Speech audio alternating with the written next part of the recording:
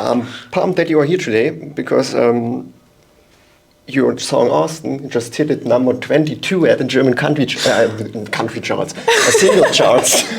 I know, I heard today, and it's just unbelievable. It's crazy.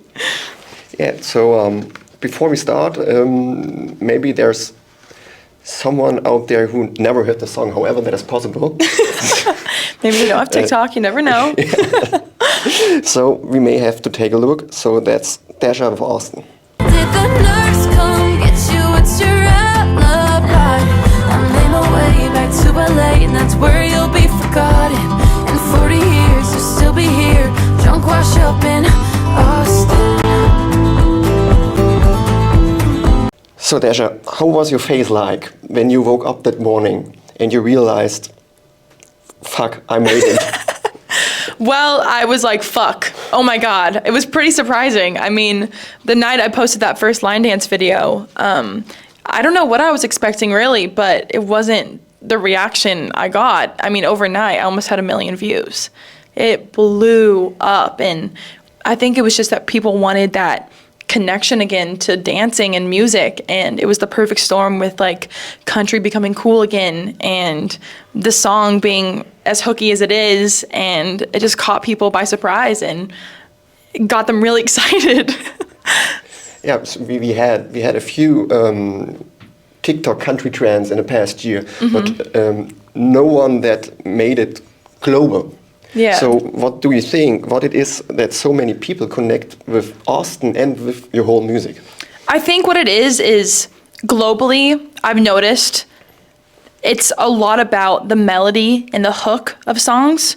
And because Austin has that hook that you listen to it once and you can sing it back, but it also has those lyrics that tell such a visual story in your head. So you get the best of both worlds. You get that real country writing, the real storytelling, but then also you get that hook that you just can't get away from.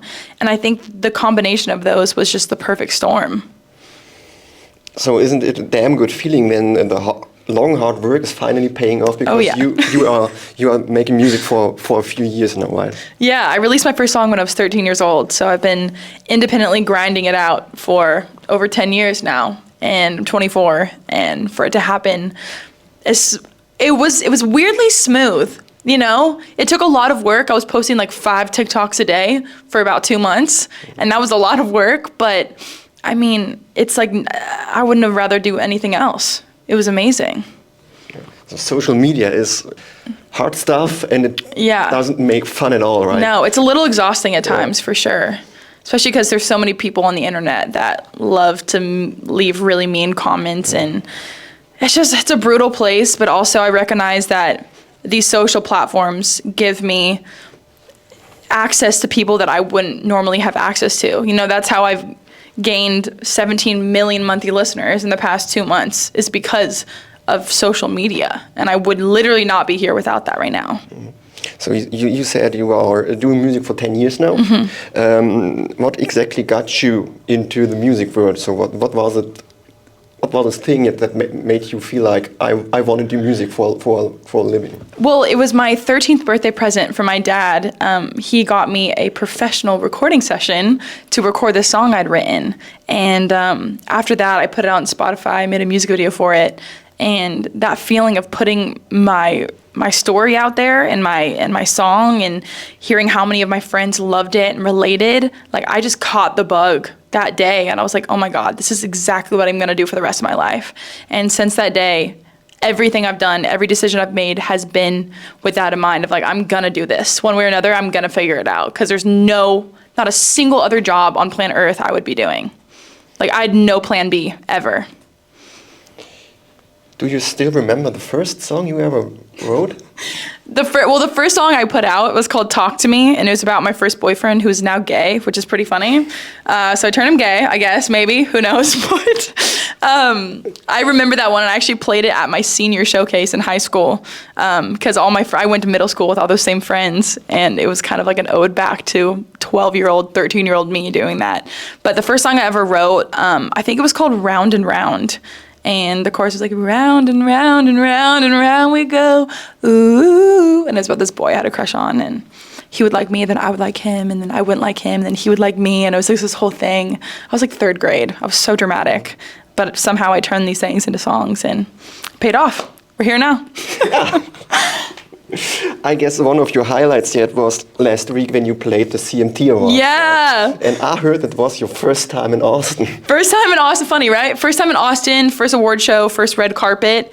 It was like, I didn't really know what to expect. I was pretty nervous. But the second I just like hopped onto that carpet, there were so many people there who had signs for me, who were screaming for me. And I was so excited because I literally didn't know if a single person was even gonna know me. Like, I'm the newbie, you know? So I didn't know, but I got so excited that I was screaming back at them. And it was like this whole thing of such genuine excitement from both ends, and being on stage and looking over and seeing so many people that I look up to, like Sam Hunt and Jelly Roll and Lainey Wilson and Megan Maroney right there. It was like, wow, this is really, really cool. Like, we've crossed that barrier. We're like in the game now.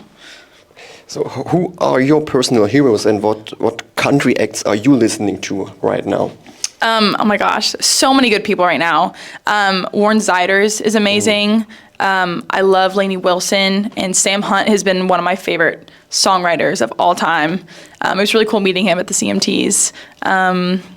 Taylor Swift has always been a big idol of mine. Casey Musgraves. I know it's controversial right now because he threw a chair off a 6-story building, but Morgan Wallen, of course. He makes good music. He makes good music, I have to say, he does.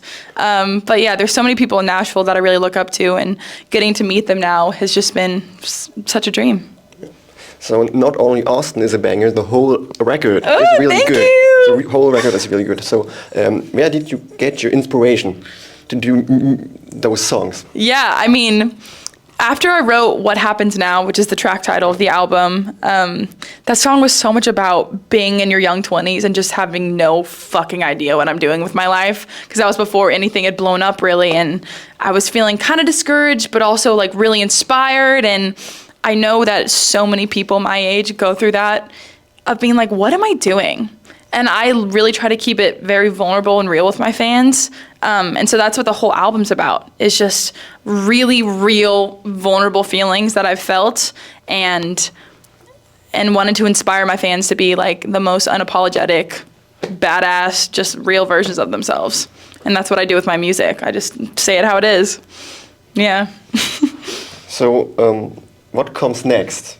What are your plans? Deluxe version of What Happens Now. I'm so excited. We have this song called Bye Bye Bye. That's going to be the single off of it. And it's just, everyone I show it to, their face lights up. It's going to be hard to follow up Austin, obviously, but I think the song's going to do it. And I'm really excited to show people what I've been writing the past few months. Yeah. And I think the fans would love to have you back in Germany and do an actual show. Yes, I would love that. I think at the end of the summer, I'll be back and playing a bunch of shows. So yeah, cool. Yeah. Thank you so much. Thanks for having me. Awesome.